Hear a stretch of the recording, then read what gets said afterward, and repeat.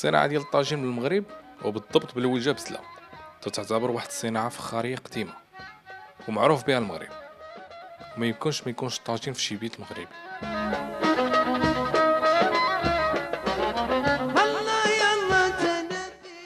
في الاول تيبداو في العجينة ديال الطين، ومن بعد تيبداو يخدموا عليها كل واحد والشكل ديالو.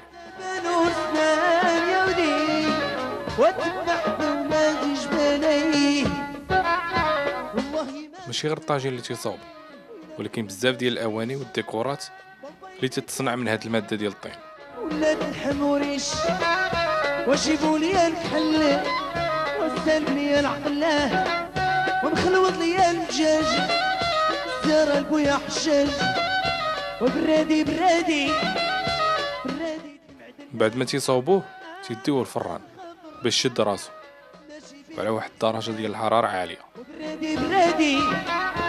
برادي النقره المريض حالي وعمرو ما يبرى وقلتو تعتبر الطاجين ديال الفخار المغربي من صناعه مغربيه 100%، معروف بالمناطق ديالنا بحال سلا واسفي وفاس وبزاف ديال المناطق ديال بلادنا.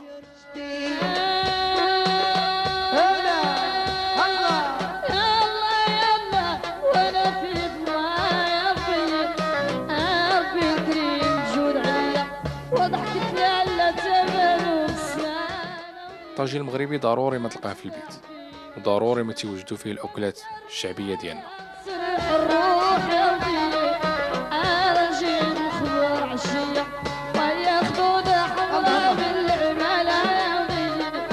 وتفلاح في بلاد